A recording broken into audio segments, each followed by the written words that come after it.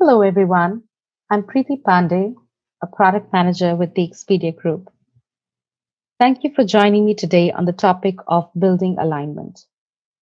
It is a core skill to successful product management from my experience, and something I enjoy doing as a PM, and a topic I thought I'd share with you today. Before we jump in, a little bit about me. I'm a product manager for lodging with one of Expedia's brands, Hotwire. I have a variety of things that I've worked on in my career so far. My background is in computer engineering, done corporate strategy, revenue management, partner strategy, business development, before finally landing on the role of product manager. I've worked in different industries: telecom, logistics, cargo, airline, and now more broad travel. There is one thing in common across my experiences.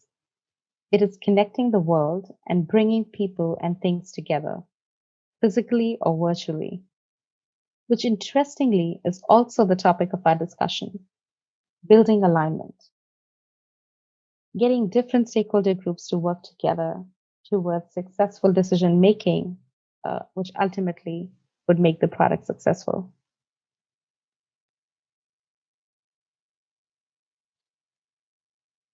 The structure we'll follow today is we'll first talk about the context. What are we really talking about when we say building alignment?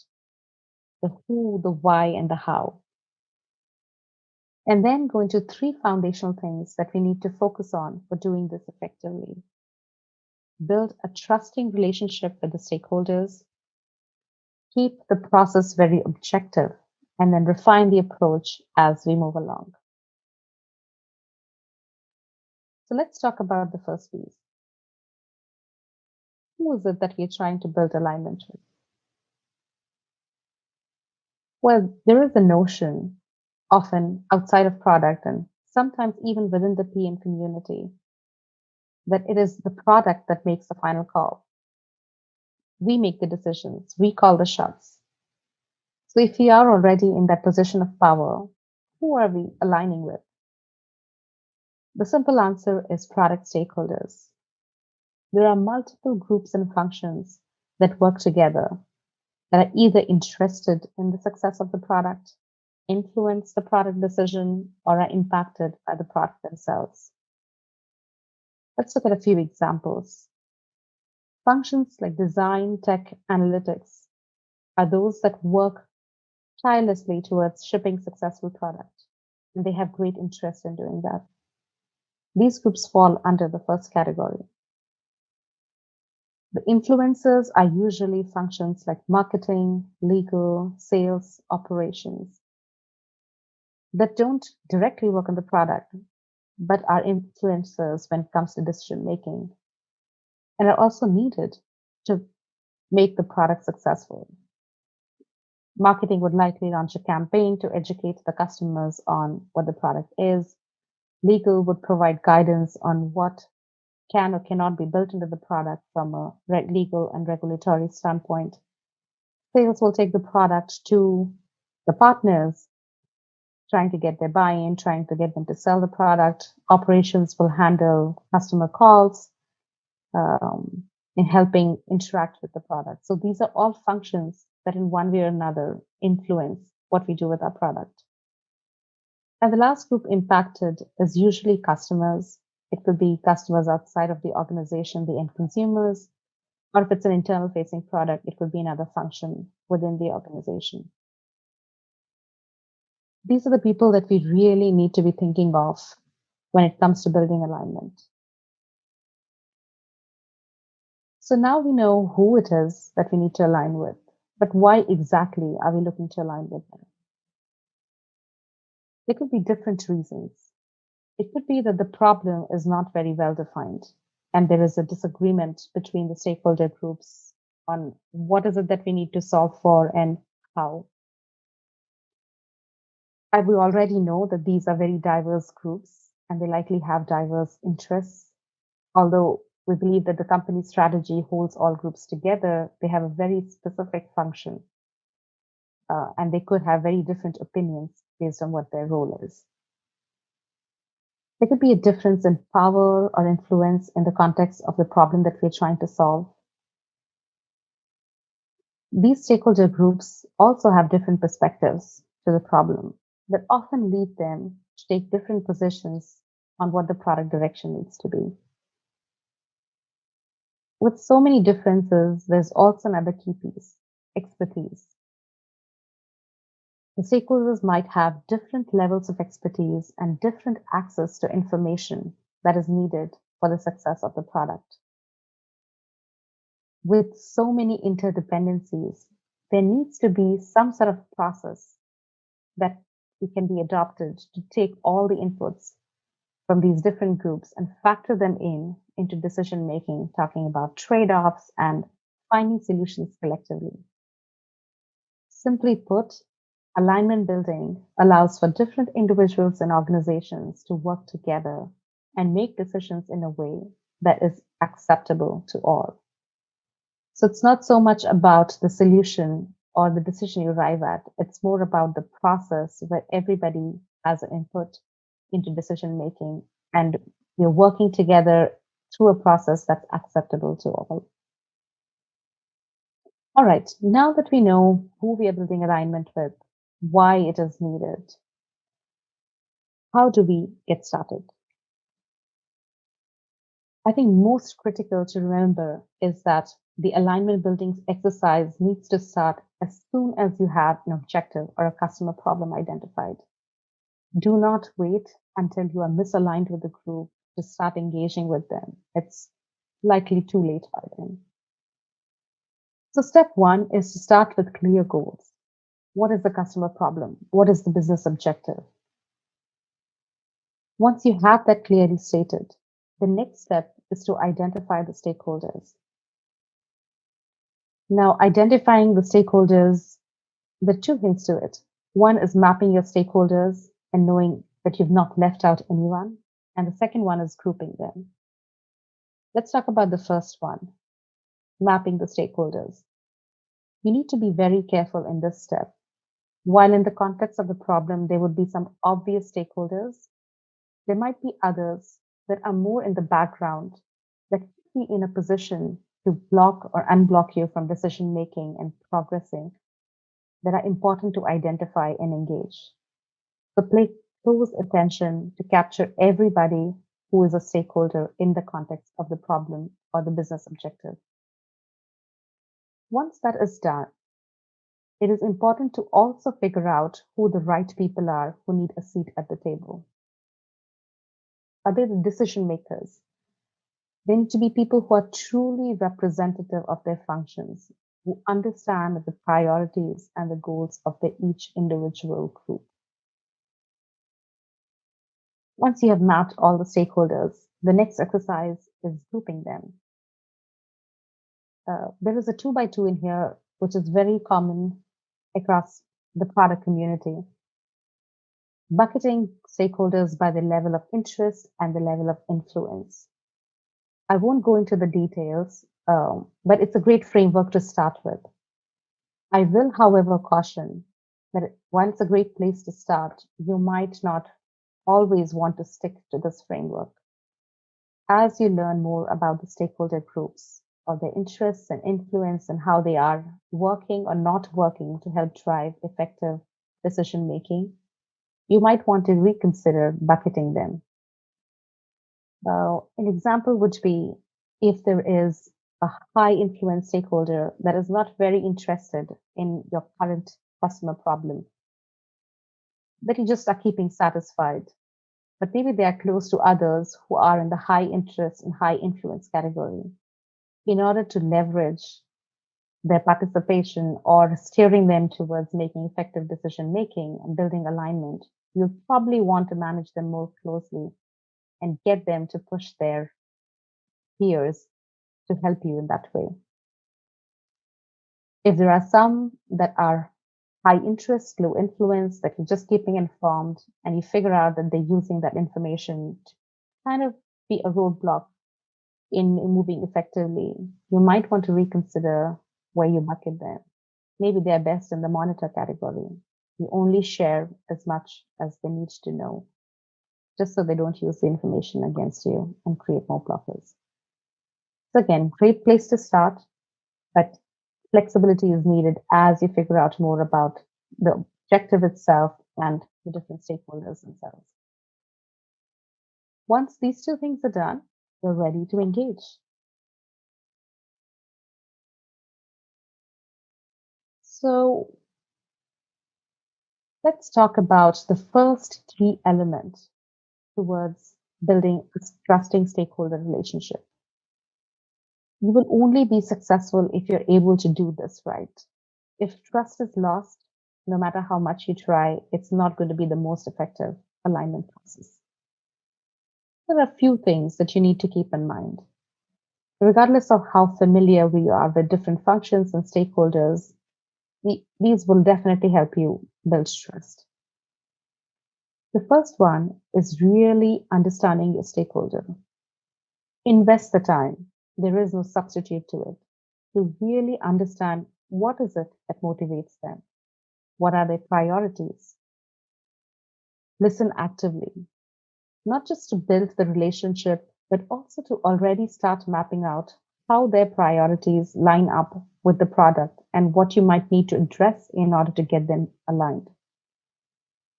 View all the situations and responses from a stakeholder standpoint and be committed to always following and finding solutions that will truly benefit all parties. Encourage sharing. This is especially important for those stakeholders that don't talk much, either because it's their personality or because it's their way of working.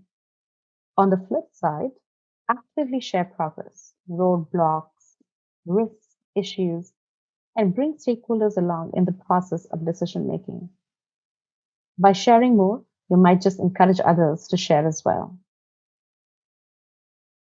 Be open and honest.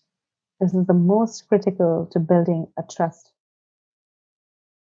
It is not always easy, but should be a rule of thumb. Uh, it is very effective way in gaining respect and trust. Don't hide. Don't overpromise. Don't commit and then not follow through. These are some trap holes that you'll find yourself in where trust very quickly will erode. So be open and be honest, even with the most difficult of stakeholders, I'd say. Communicate, engage proactively and consistently. Once you have established that connection and engaged with them, it is important to keep the communication going. Focus on addressing how the product decision will help different stakeholder groups. And always close the loop. Once you're asking people for feedback and for their opinion, you cannot leave them hanging. You always need to address whatever feedback or whatever input they're providing. It needs to be considered. At least you need to provide some sort of a closure to the stakeholder based on what you've gathered from them for inputs. Agree on expectations up front. This is key too. So start out by sharing the overall objective, the goals, and establish guidelines. How will you communicate with them? Is it going to be one-on-ones, in a working group? How frequently will you communicate? Is it going to be weekly, monthly, milestone based? Just so you have these touch points and they're already agreed upon and the expectations are clear on both sides. And through all of this, maintain positivity. I know it's not always easy to be positive, especially if you're working with difficult stakeholders that have very diverging opinions on a different product or a customer problem. But it will help. If you're positive yourself, it reflects on others and the group at large will maintain its positivity. So, as challenging as it might be, always stay positive. All right. So now that we have established what do we need to do in order to have a trusting relationship with our stakeholders, what is next? The next thing on is how do you keep the process objective? This is a key one too. It's very easy for people to come in with their biases, with their own interests to say there is one thing that they want out of the product and it's X or Y or Z and stick with that. But the process itself needs to be as objective as possible to keep your biases and those of the group at bay. The key here is to start the decision making process by laying out the objectives clearly. What is the customer problem? What are we trying to solve? What is the business objective? How does this align with the overall product strategy, the goals, the metrics? And it's important to keep iterating these objectives as a reminder or a refresher every time you meet with these stakeholders, just to keep the focus. Do the exercise of identifying individual stakeholder groups and objectives upfront. I cannot emphasize more on this being very, very key to effective decision making and alignment. This needs to be done ahead of any discovery. Uh, it could be done in a working session or one-on-one with different stakeholder groups, but you really need to make it an inclusive method based on what the overarching objective and the goal is. There could be other smaller goals that each group has that needs to be considered. You need to give everyone a voice and encourage transparency throughout the process. You need to allow all individuals to provide their goals, and you need to validate it against the broader objectives that you have stated. Allow different themes to emerge. Uh, One tip here would be if you do this in a working session, think about the sub goals ahead of time, at least for yourself. It brings some structure to the session itself, but it also gives people examples to get the group started on thinking about what their sub goals and objectives might be. You can focus on conducting the session if you've done it ahead of the time and let other people kind of take ideas and cues from what you've already thrown on the board and build from there. The next step is to create a framework with these objectives. So it could be different themes, short term versus long term, costs, savings, fewer teams, specific teams to be engaged, the speed to market, scalability, adoption, any underlying technology. Those are just examples, and we'll go into more details with more specific examples. But you need to capture those objectives, make sure that they align with the overarching objective, group them together as needed, and just come up with some sort of an objective framework that only talks about things that you need to address with the different potential options you will have down the road.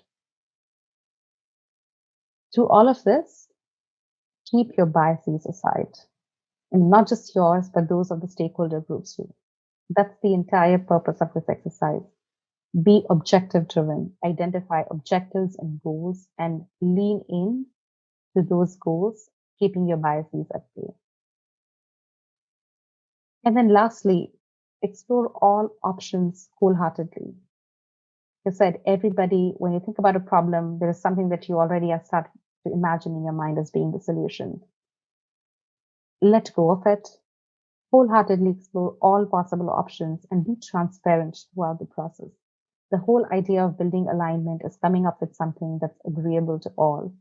And that's why you need everybody's input. You need to be listening and you need to be exploring to make sure you're arriving at a solution that's acceptable to everyone involved. All right. So with that, let's go into some specifics, some examples of from my experience of how alignment was built between different stakeholder groups. So this first one here is consent management for marketing preferences. The context here is, for those of you who would remember GDPR, the privacy laws were changing, and we had to look at consent through the lens of privacy and compliance with the changing privacy laws. So while at it, there were other things that the company wanted to do too for a long time.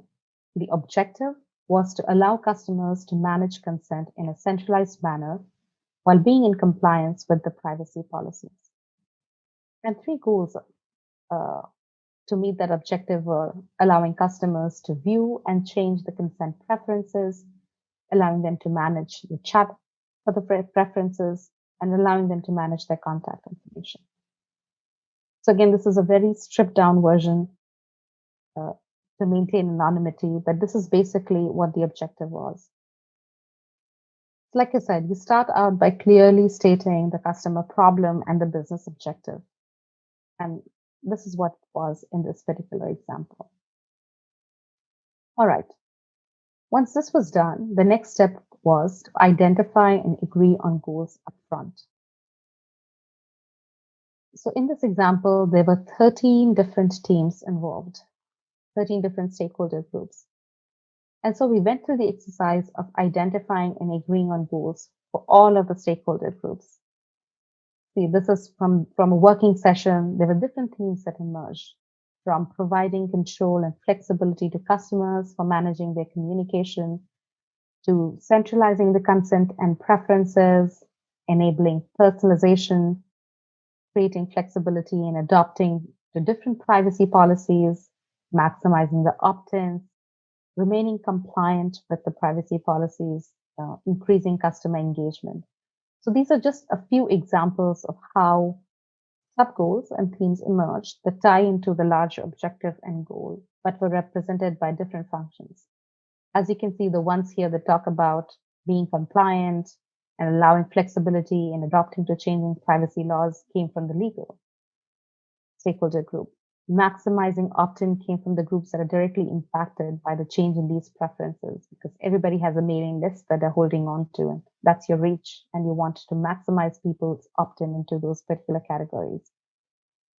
Another group that was responsible for personalization, enabling personalization by knowing very specifically what customers care about and only targeting them with those specific deals and ideas.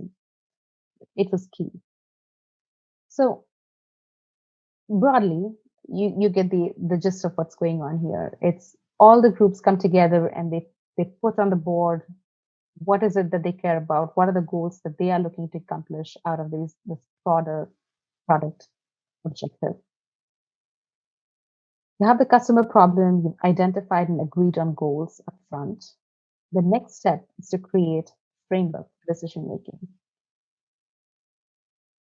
So it's very simple. You just quote all the individual goals that you identified as a group with your stakeholders on to a decision-making framework. So, and this exercise is best done ahead of time. So before you even go down the route of exploring different solution options, you need to just agree on the structure or the framework of what you're going to be evaluating any potential option against. So you can see this is a replication of what was identified as goals. There are more in here, extending the consent management to non-loyal customers, allowing better understanding of customers through their engagement levels. So there are different things in here that are derived from the overall objectives that the collective stakeholder group provided inputs into. So once you've come up with the framework, there is more work that needs to be done. More discussions and explorations need to happen before you finally arrive at decision making. So in this particular example, like I said, there were 13 different stakeholder teams that we interviewed. In addition to coming up with these goals and understanding what their priorities and objectives were, we also conducted market research to understand what companies in the industry and outside the industry were doing. We refined the scope further and made a few assumptions along the way. And finally, factoring all of these different things together, the stakeholder recommendations, the research, the more defined scope, we explored and identified options. All right. So once the options are identified, the next step is to now populate them on your framework and try to evaluate all options against the different objectives that you had identified. So this is how they stacked rank. We came up with 3 different options of different categories that serve different purposes.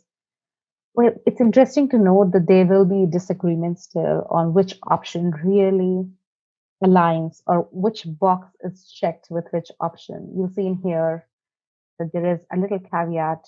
The teams could not align on which option maximizes the opt-ins into preference categories, which is key to business. You want to maximize opt-ins. You want a larger distribution list. You want people to be interested in your product, in your company communication. So it's not a perfect solution. There will still be things that people don't agree on, but this is as close as this process can bring you to being on the same page in terms of at least how you evaluate the options, what things you consider when looking at the options, and then you can take it further. So for this one specific point that we couldn't agree on, we had some large group discussions to see, do we need to identify one option? Is it okay to just assume that it's going to be the same across all? And it was very easy. If you look at the number of ticks that you have in option one, it's an easy call, right? You cannot now backtrack because as a group, you agreed on these being the primary things that you will evaluate against in order to identify the right solution. And so it makes the process more objective. It helps people come along and agree on the process, and it makes us come up with effective decisions which will lead to the success of the product. All right, let's go into another quick example, the solution platform. So this is a slightly different problem that we had. It was to allow partners to be more competitive by providing them timely insights and actionable recommendations. Two things that we were looking to accomplish is generate insights and create a platform to share those insights and allow customers to action on those insights. Again, start out with an objective that is clearly stated. This might not look the most clearly stated because it's a stripped down version, but be as clear as you can in starting out by stating the objective. So once the objectives are identified, the next step is to identify and agree on goals and objectives upfront and create a framework using that. So in this example, it was a very tech-heavy solution and platform decision that we needed to make. So the key considerations here were, does it support the primary use cases? Is it integrable with the information source for insights? Can it be integrated with an external platform where these insights would be served to partners? Does it allow tracking? Does it support the launch timelines? Is it scalable to future use cases? What is the effort? What are the dependencies? What is the cost associated with each problem? So depending on the context of what your problem or your objective is, what sort of decision making you are going into, where you need to build alignment, the frameworks could be different, but the approach and the structure is the same. You state the problem, the objective, you identify the goals with each of the stakeholders that need to be engaged, and you create a framework with it. And you do all of this ahead of time before you even go and do the deep dives to evaluate different options or figure out what those options are. It's just front loading the decision making before any biases have seeped in, before people have already formed very strong opinions. It's to bring the group together and agree on a framework before the details. So in this example, again, after elaborate discussions, after more deep dives, this is what the group arrived at. So 3 possible options. Again, you'll see that, thankfully, in both scenarios, there's one that's leading the way compared to the rest. But you could very well have a scenario where all options look equally enticing, and then that's a different challenge. Then you need to get even more deeper into what are the things that you can consider in order to draw the differences between the options and lean in towards the one that meets more granular objectives. So now that we have built trust with our stakeholders, we have identified an objective process to approach decision making. The last step is, how do you refine your approach? Well, this is equally important, to learn, iterate, and refine as you go. The key here is to maintain flexibility in your approach, to accommodate different stakeholder types and different personality types. There is no one size fits all. It's going to be different in every scenario. So you need to be very flexible with how you approach alignment building. You need to tailor your communication and your strategy both generically and specifically to the audience. What works with marketing might not work with strategy, might not work with legal.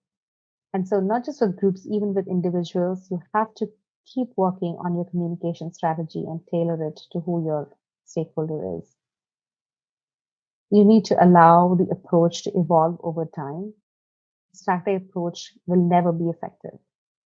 If you have more structure to your approach, it is easier to look back and adjust the parts that can be improved. So keep flexibility, but have a structure, maintain the structure of starting out with the goals, aligning on the objectives upfront, then going and exploring the options. So have structure on the approach so it's easier for you to revisit it and improve on parts that didn't work. And make it a collaborative process. You will often find new solutions emerge that no one person or no one group could have envisioned had they been doing this exercise on their own. So keep the process collaborative. The real key here is to take the time and make a conscious effort to reflect on your alignment building approach. Each time you go through it, it'll naturally evolve and become more effective. So, with that, if there are three things that you need to remember from the session today, the most important is to build trust through open and consistent communication. I cannot emphasize if there is no trust, no matter what you do down the line, it's not going to lead to building alignment and shipping products that are successful. Use an objective framework. Identify the framework upfront before going through detailed conversations and investigations and explorations. And keep learning, keep iterating, and keep refining your approach. Set time aside to look back and do things in a way that will make them more effective next time around. Thank you so much for joining me today. I had a great time. I hope you found something useful in here. Please feel free to reach out over LinkedIn if there are any questions. Happy to keep the conversation going. Thank you.